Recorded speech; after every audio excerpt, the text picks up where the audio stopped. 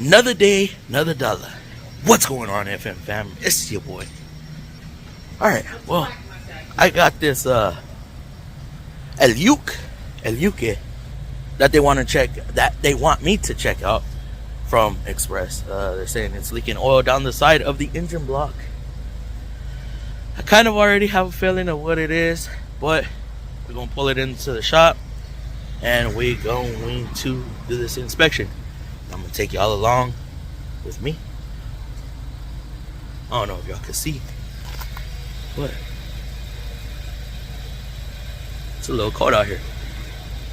Anyways, let's get to it.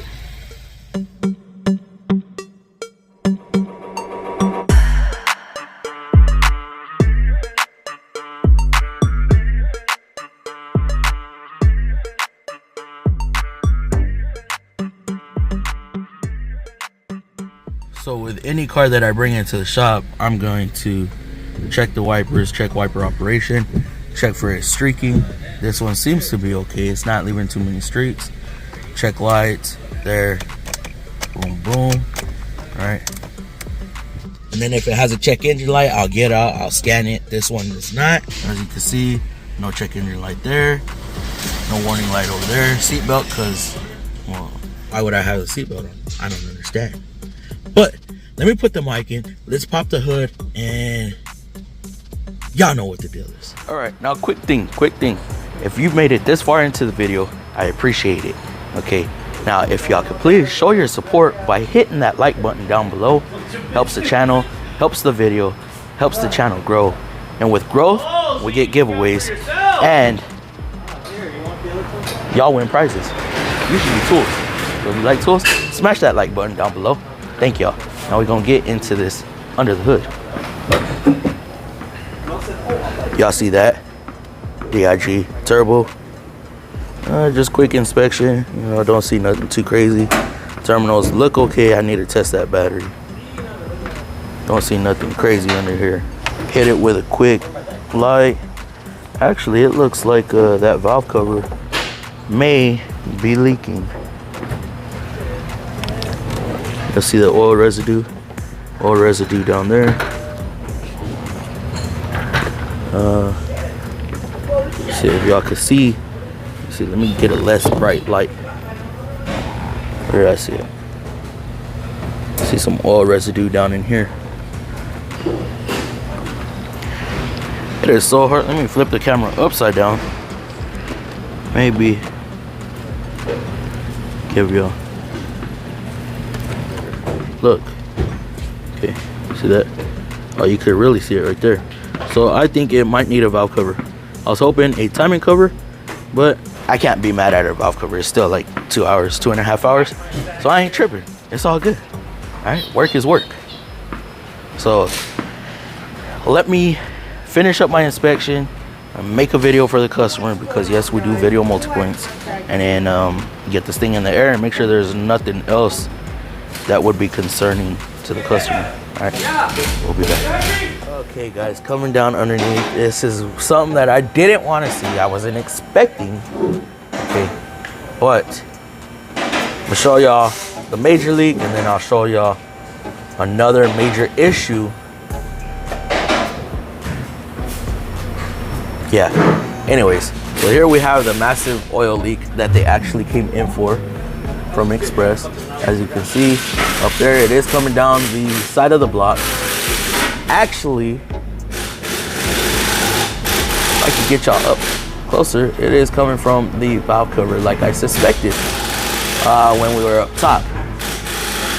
Now, I do recommend starting with that valve cover, because we need to start with the highest point of the leak.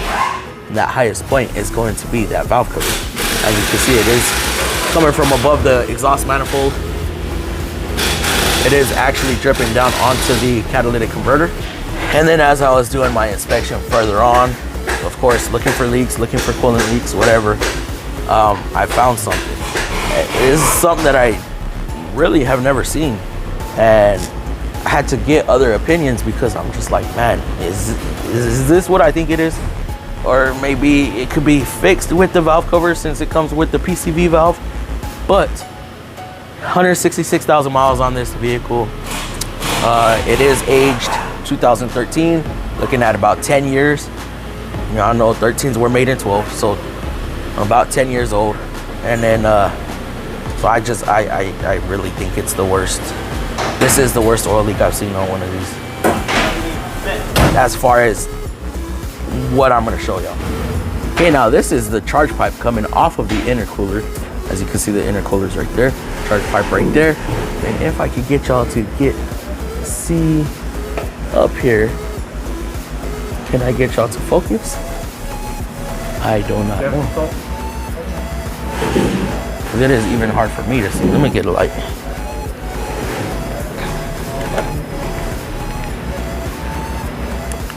So way up there, as y'all can see where that clamp is, yeah, it is leaking off of there, and that actually is coming from the turbo.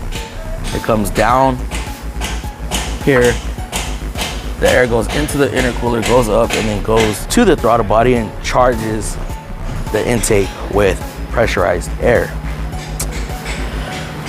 So I'm gonna do one more thing. I'm gonna pull the charge pipe off to see how much oil is actually getting through, and that will determine whether this thing actually needs a turbo or not, which I'm about 90% sure that it does need a turbo. Like I said, I did not want to see that. Seeing that, just turbos on these Jukes are real small in the engine bay, and yeah, never done one on this. I have done one on the Sentra, but the Sentra you had to drop the whole engine assembly.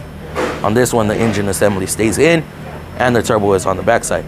So I'm gonna pull the charge pipe and we're gonna take a look at it. So let me get this vehicle down and I'll cut y'all back on.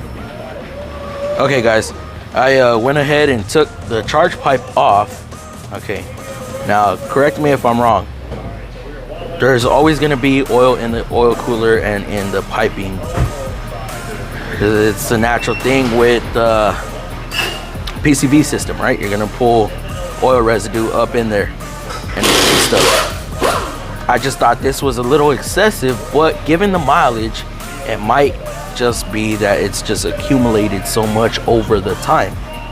Okay, I'm only saying that because while pulling the charge pipe off, I should see a lot of oil accumulated down in the turbo outlet, right? Okay, well, y'all don't see that much. So I cannot consciously recommend a turbo based off of that hose leaking. Like I said, there's always gonna be oil. I mean, we could get a Juke in here with 40, 50,000 miles in it, pull that charge pipe off, and it's filled with oil, like down to a drip also. When you pull the intake off, you'll see oil residue in the intake runners. So that's where I'm gonna leave it at. I'm going to recommend the valve cover on this car and then see what the customer wants to do.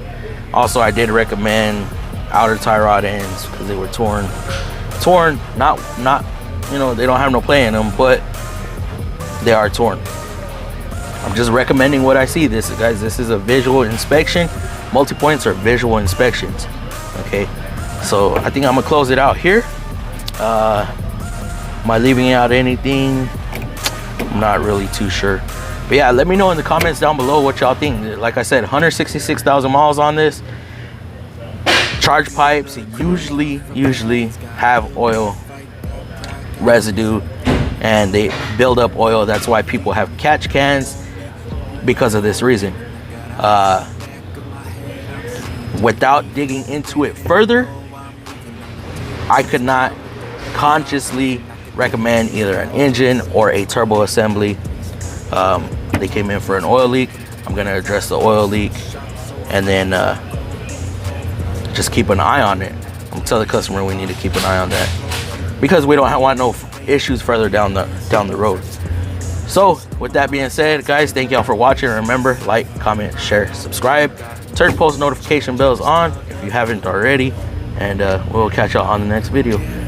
Got too little time, I'ma live up, head down, push forward through the tough times, cause anything worth doing is a tough climb, and I ain't gonna give up. Got too little time, I'ma live up.